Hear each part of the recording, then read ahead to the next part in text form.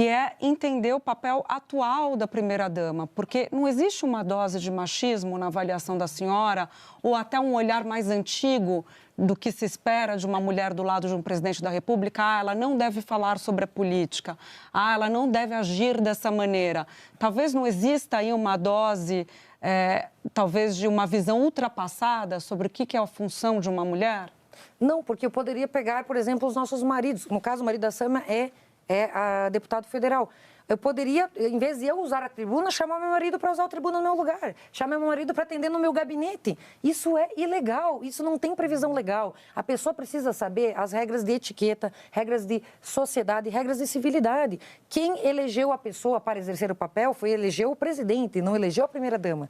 Se ela quer ter esses direitos, ela pode ter. Está aberto, está livre para todos. Mas ela tem que passar pelo sistema normal, que qualquer um de nós passou. Aliás, eu até faço o convite para a Janja. Janja, se candidate. Você tem plenas condições de se eleger e assim poder exercer esse papel. Mas está ficando feio. Tem gente dentro do próprio governo reclamando. Ela interfere na reunião com ministros. Ela quer mandar mais que o Lula. Isso é vergonhoso. Ela não foi eleita para isso. Ela tem que saber o papel dela. E isso não se trata de machismo, isso se trata de saber o seu papel. As regras são claras. A AGU precisou editar uma medida para colocar limite, porque realmente a coisa saiu do controle.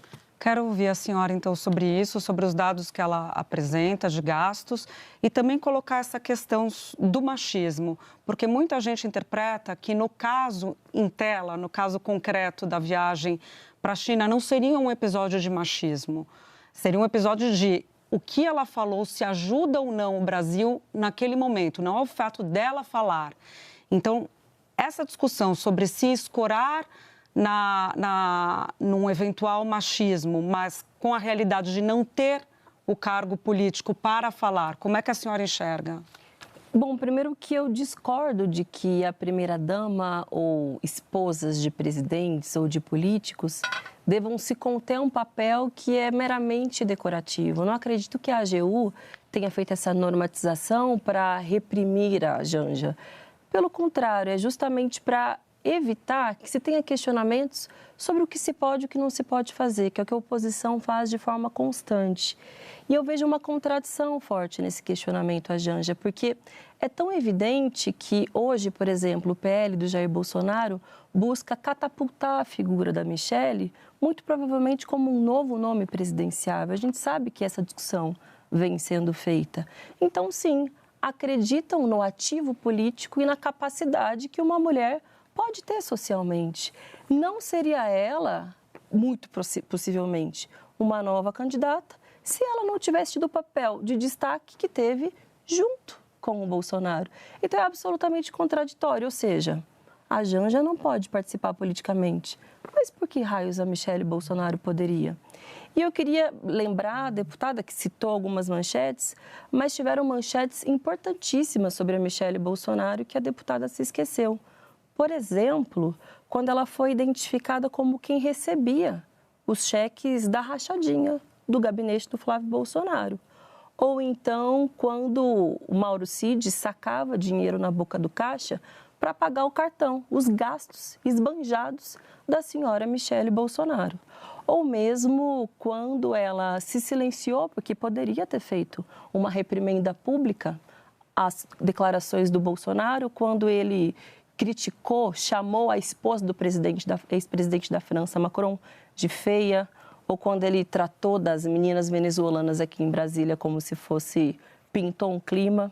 Assisti uma entrevista da Janja esses dias que disse, quando meu marido faz declarações machistas, debato com ele. Ela se diferenciou e cobrou ele publicamente.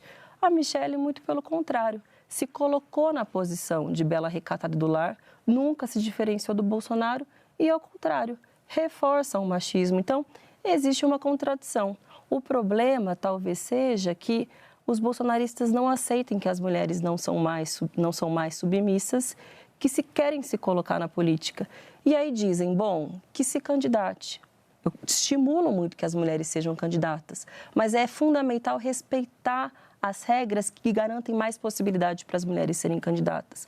Porque na primeira oportunidade, votam um projeto que anistia os partidos políticos, por exemplo, que não cumpriram com a cota de tempo de TV e de financiamento de candidaturas femininas. Fraudam. colocam candidatas laranjas. Bom, vá lá, mulher se candidate, mas na hora que é para garantir as condições reais de disputa, de fato, não vão até as últimas consequências. Então, é um discurso contraditório e também um discurso oportunista, mas as mulheres aprenderam a se colocar e, apesar disso, estão indo além, estão galgando seus espaços e cobrando, inclusive, uma fiscalização para que essas leis possam ser, de fato, garantidas para a nossa participação política. A senhora citou a sua trajetória, né, para até contrapor a ideia de que há machismo, mas no caso de Michele Bolsonaro, o que a credenciaria para disputar uma eleição, além do fato de que o entorno do próprio ex-presidente diz que ela suaviza a imagem dele por ser mulher? Olha, eu acho que o que credencia Michele Bolsonaro é a postura dela como mulher. Primeiro, que ela sabia o local dela como primeira-dama, como outras primeiras-damas. E aqui quero falar até da própria ex-mulher do presidente Lula. Ela tinha um papel, uma postura também mais reservada, mais discreta e também fazia trabalhos voluntários, como outras primeiras-damas que a gente viu ao longo da história.